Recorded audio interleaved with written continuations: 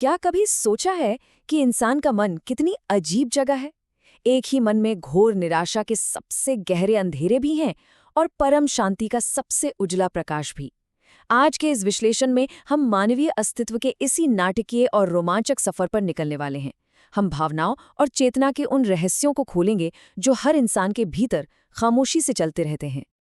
लेकिन हाँ, इस गहरी दार्शनिक यात्रा में आगे बढ़ने से पहले एक छोटी सी पर बहुत जरूरी बात। ये पूरी चर्चा दार्शनिक और मनोवैज्ञानिक शोध पर आधारित है। इसलिए जीवन का कोई भी बड़ा निष्कर्ष निकालने से पहले अपना खुद का स्वतंत्र शोध करना हमेशा एक सुरक्षित और सही कदम होता है। तो चलिए सीधे एक ऐसे संकट में उतरते हैं जो किसी की भी आत्मा को झकझोर कर रखते। इसे मनोविज्ञान में हेंज की दुविधा कहा जाता है। जरा कल्पना कीजिए, कोई इंसान जीवन और मृत्यु के चौराहे पर खड़ा है। एक तरफ उसके सबसे अजीज इंसान की जान जा रही है और दूसरी तरफ समाज के कठोर कानून है। क्या किसी की जान बचाने के लिए कानून तोड़ना यानी दवा चुराना सही होगा? ये सिर्फ एक किताबी सवाल नहीं है। ये एक ऐसा दर्दनाक संघर्ष है जो मानवीय चेतना को उसकी आखिरी हद तक आजमाता है। और यहीं से शुरू होता है हमारी चर्चा का पहला हिस्सा, मानवीय निराशा की गहराइयां। इस भीतरी अंधेरे को समझने के लिए महान दार्शनिक सेरेन किरकेगार्ड के विचारों से बेहतर कुछ नहीं। उनका खुद का जीवन एक गहरे डर और अस्तित्व के संकट से भरा था, खासतौर पर उस घटना के बाद जब उनके पिता ने एक पहाड़ पर खड़े होकर सीधे ईश्वर को कोसा था। उस एक पल ने किरकेगार्ड के मन में आस्था की छलांग का एक बेहद नाटकीय नजरिया पैदा कर दिया। उनके मुताबिक आस्था कोई सुरक्षित सौदा या पूर्ण ज्ञान नहीं है। आस्था का असली मतलब है कुछ ना जानते हुए भी अंधेरे में सबसे बड़ा जोखिम उठाने का साहस करना। और उनका यही विचार बहुत खूबसूरती से समझाता है कि जिसे किरकेगार्ड निराशा कहते हैं वो आखिर है क्या। देखिए, सच्ची निराशा सिर्फ उदास होना या रोना नहीं है, ये उससे कहीं ज्यादा भयानक है। ये वो दर्दनाक जड़ता है जहां इंसान खुद की ही पहचान से कट जाता है। एक ऐसा अदृश्य पिंजरा जहां इंसान को पता ही नहीं होता कि वो असल में कौन है और उसका स्वतंत्र उद्देश्य क्या है। तो सवाल उठता है कि इंसान इस अंधेरे से कैसे लड़ता है, कैसे बचता है। यही हमें हमारे दूसरे विषय की ओर ले जाता है, नैतिक दिशा निर्देश को समझना। मनोवैज्ञानिक लॉरेंस कोलबर्ग ने इस पूरी नैतिक चढ़ाई को बड़ी ही दिलचस्प तरीके से दर्शाया है। उन्होंने बताया कि कैसे इंसान सबसे पहले सिर्फ सजा के डर से सही काम करता है, जो कि स्वार्थ का सबसे बुनियादी स्तर है। फिर वो पारंपरिक चरण में आता है, जहां वो समाज के बनाए कानूनों को आंख मूंद कर मान लेता है। लेकिन जो इसका सबसे आखिरी और परिपक्व चरण है, यानी उत्तर पारंपरिक स्तर, वहां इंसान किसी डर से नहीं बल्कि सार्वभौमिक नैतिक सिद्धांतों के आधार पर फैसले लेता है।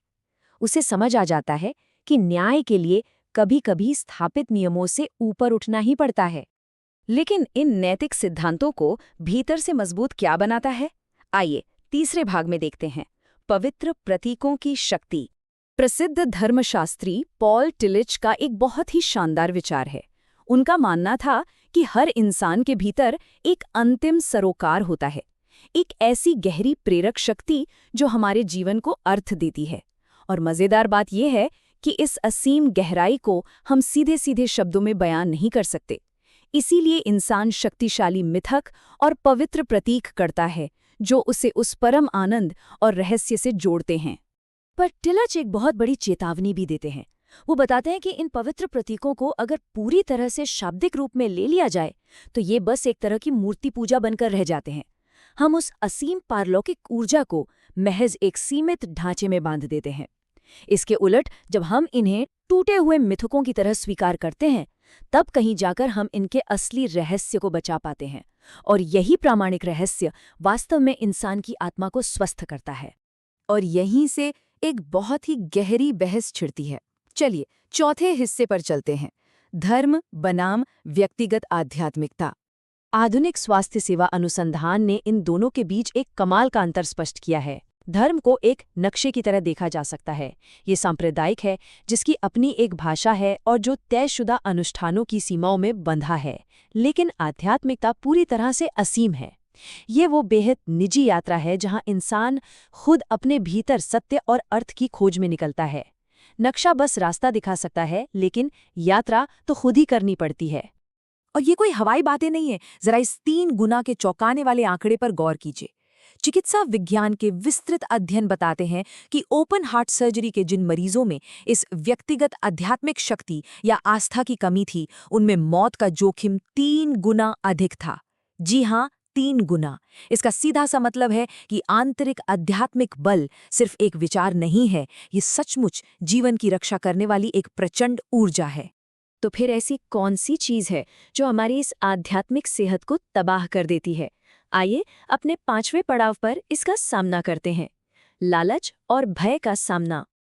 प्राचीन थेरवाद अभिधम्म मनोविज्ञान हमें बिल्कुल साफ साफ बताता है कि कैसे लालच और डर हमारे दिमाग में जहर घोल देते हैं। मोह, नतीजों की परवाह न करना, नैतिक लापरवाही और एक अजीब सी बेचैनी, ये सब मिलकर इंसान के सोचने समझने की ताकत छीन लेते हैं। और जब कोई इन अकुशल मानसिक अवस्थाओं में घिर जाता है तो सब कुछ विनाश की तरफ ही जाता है। पर यहाँ एक बहुत ही बारीक लेकिन जरूरी अंतर समझना होगा। एक तरफ है अंधी घबराहट, जो सिर्फ किसी दर्द या अप्रिय अनुभव से बचने की तड़प से पैदा होती है। ये कमजोर करती है। और दूसरी तरफ है जिसे बौद्ध दर्शन में भर कहा गया है। ये कोई कायरता वाला डर नहीं है, बल्कि ये इस दुनिया की अनित्यता की एक बहुत ही स्पष्ट और नैतिक समझ है। ये जानना कि यहाँ कुछ भी स्थायी नहीं है, इंसान को बुराई से दूर रखता है और उसे हर पल सजग बनाता है। और यही सजगता हमें आखिरी मंजिल तक ले जाती है। भाग 6, जागृति का मार्ग। अक्सर लोग प्रबुद्धता या अंग्रेजी के शब्द एनलाइटनमेंट को लेकर थोड़े उलझे रहते हैं। पश्चिमी दुनिया में इसे अक्सर एक चमकदार, रोशनी से भरे जादुई अनुभव की तरह देखा जाता है। लेकिन जो मूल बौद्ध विचार है, बोधि या जागृति, वो इससे बिल्कुल अलग है। वो प्रकाश से अंधा होना नहीं है, बल्कि चेतना में एक ऐसा अचानक और कठोर बदलाव है जो दुनियावी इंद्रियों की सारी कड़ियों को झटके से काट देता है। ये कोई रोशनी का भ्रम नहीं, सचमुच नींद से अचानक जागने जैसा है। इसलिए सच्ची मुक्ति किसी चमचमाती रोशनी में नहीं है। निर्वाण का अगर शाब्दिक अर्थ देखें तो वो है दीपक का बुझना। हमारी सारी इच्छाएं, लालसाएं और क्रोध एक भयंकर आग की तरह है जो हमें भीतर ही भीतर जलाते रहते हैं। निर्वाण कोई नई रोशनी पैदा नहीं करता, बल्कि उस जलती हुई, तड़पाती हुई आग को पूरी तरह से शांत कर देता है। उसी लौ के बुझने में जो परम शांति है, वही सच्ची आज़ादी है। तो इस पूरे दार्शनिक यात्रा के आखिर में एक ऐसा सवाल है जो किसी को भी गहरी सोच में डाल सकता है। जरा सोचिए, जब इंसान की इच्छाओं, लालसाओं और अज्ञान का वो सुलगता हुआ दीपक अंततः बुझ जाता है, तो उस असीम शांति और रहस्यमय अंधेरे में वास्तव में क्या शेष बचता है? ये एक ऐसी गुत्थी है जो हमें हमेशा अपने भीतर के इस अनंत रहस्य को खुद तलाशने के लिए प्रेरित करती रहेगी।